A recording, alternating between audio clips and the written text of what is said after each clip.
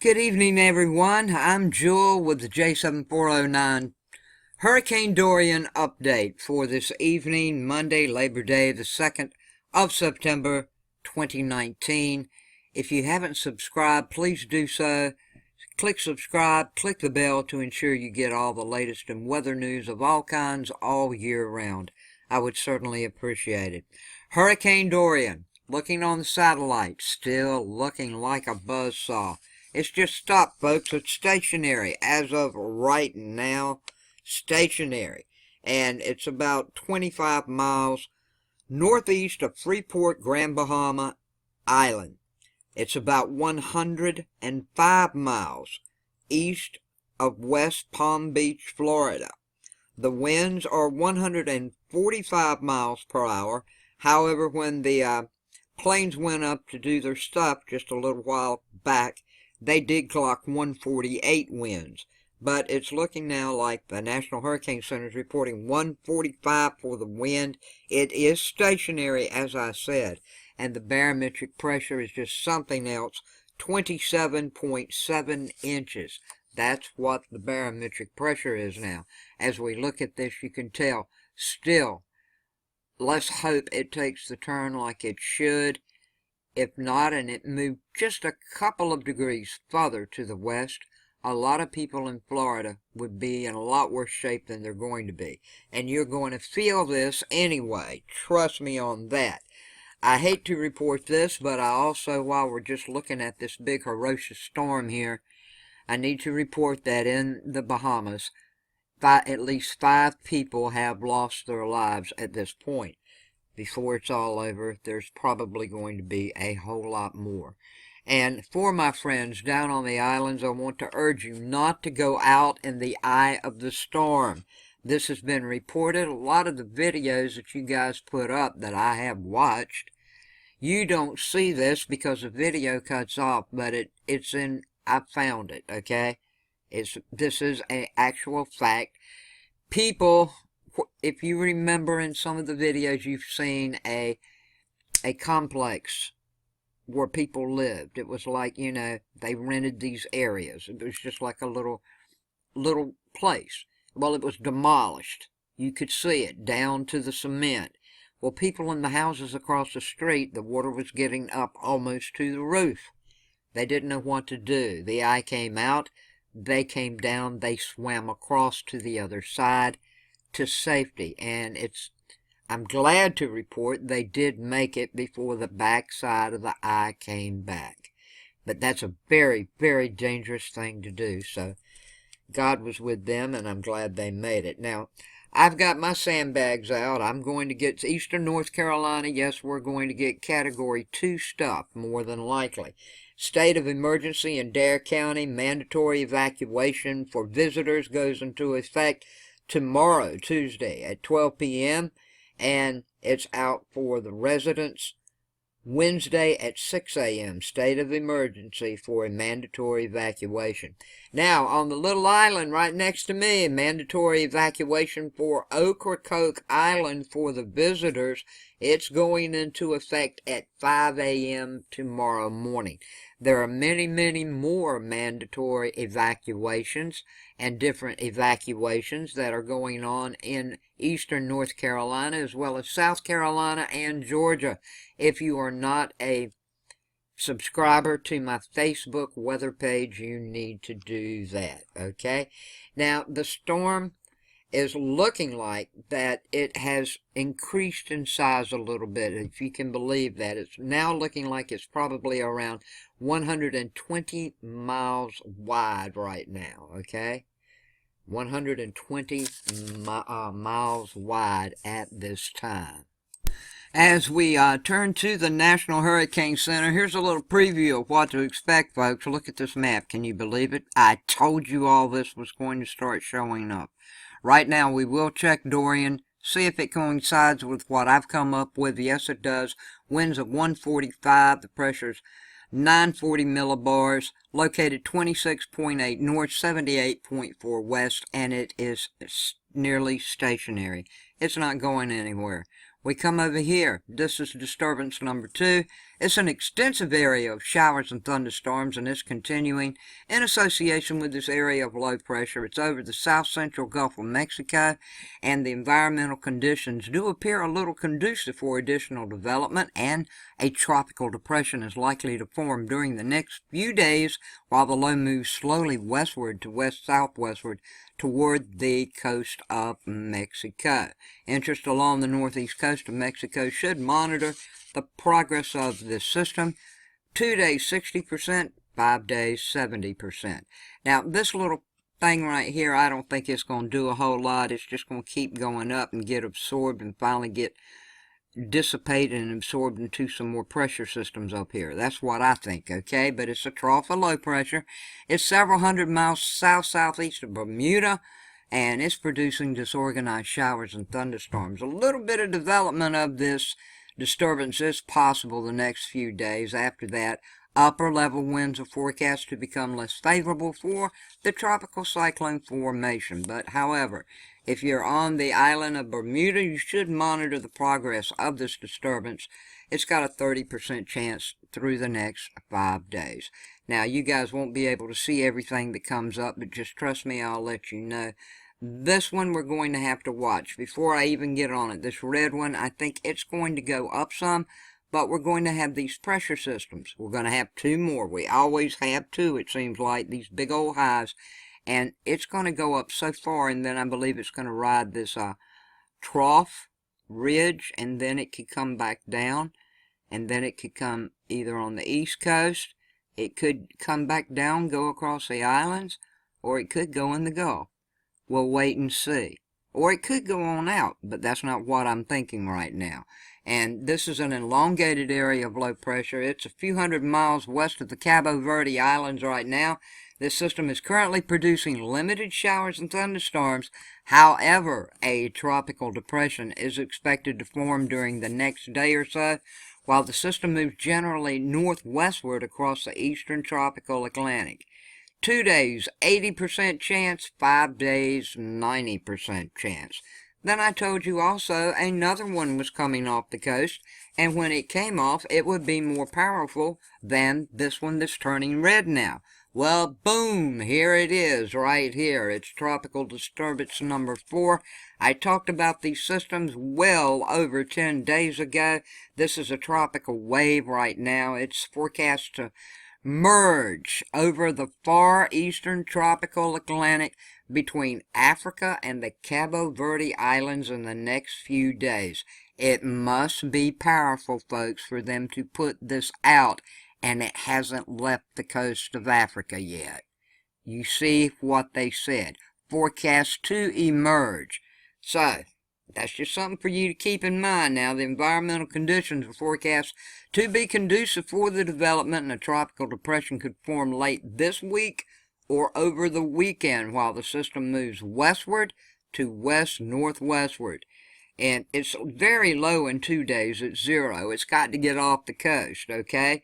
But in 5 days, it's up to a 50% chance of forming.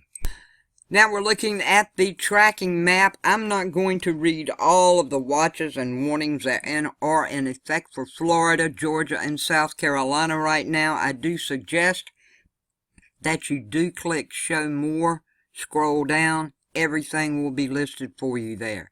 As we look at this map, we do have a hurricane warning for just about the entire eastern coast of Florida at this time. We have a tropical storm warning over at Lake Okeechobee right in here, and this right down here is a tropical storm warning. This is a tropical storm watch. We have a hurricane watch from Georgia all the way up to South Carolina, almost up to Myrtle Beach, but not quite yet. That will probably start at some point tomorrow or tomorrow night, and then move across North Carolina right in the coastal areas right in here. Then shoot on off. Something I don't know if you guys know or not, when you read these maps, you see how close these little bars are right here in Florida. And then you see this little bar, and this little bar is further apart. That means the storm will pick up speed, okay?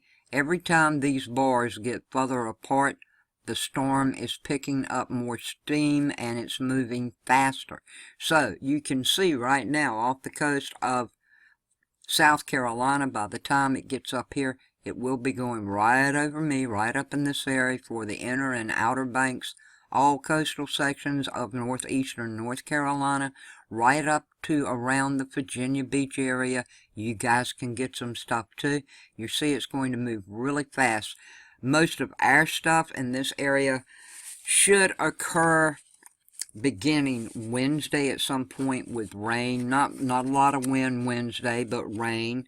At some point the rain will increase, and then by Thursday it'll increase some more. Thursday night and Friday morning is when we should probably in eastern North Carolina get the brunt of what we're going to get, and then going out. And look how much, once it gets back out here, how much it picks up speed as it goes on up towards the Canadian area, Nova Scotia, and all up here, and it turns subtropical then, and it should die on out. Now, for everybody up around Massachusetts, Long Island, Connecticut, parts of Rhode Island, if you're on the coastal sections up in here, do expect rip currents.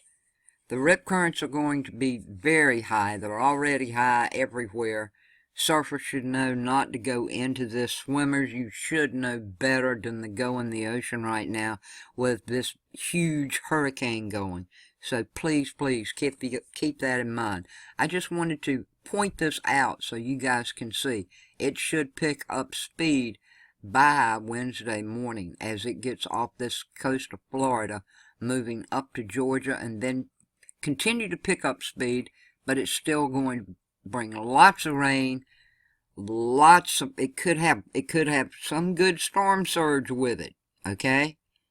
And it is going to have wind, and it will pick up speed as it moves on out. And I wanted you to be able to read these bars and actually know what they meant. Rain, rain, and more rain. This is going to change as the storm changes, folks. Okay, we still have that little chance. It hadn't actually turned yet, but we still have that little chance of more rain in Florida than what it looks like here, okay? I do want to remind everyone in Florida as of right now, and all the way up until this thing is out and past your state, you do have a chance of tornadoes. You do have a chance, the possibility of tornadoes forming. Please don't forget about that and be aware of it. Anywhere you see this rain in Florida, you could have a chance of a tornado pop up. So be aware of that. Looking like right around the coastline, right in this area up here, we got 6 to 10 inches of rain. Wherever you see this brown in South Carolina and all the way up across coastal Carolina, North Carolina, up in Virginia, you don't have quite as much, maybe 4 to 6 inches right in here. Now, also, for Georgia, you got around 2 to 4, just the very coastal edges if you're on the water, very coastal edges of Georgia, you should get maybe 4 to 6 inches. Other than that, it's looking like 2 to 4. When you get to South Carolina, though, this is a big deal. The rain's going to be 6 to 10 inches in these areas where it is in the darker shade of orange. So be aware. Flash flooding is going to be a problem.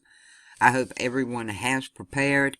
State of emergencies going on in every one of these states right now, from North Carolina, South Carolina, Georgia, and Florida.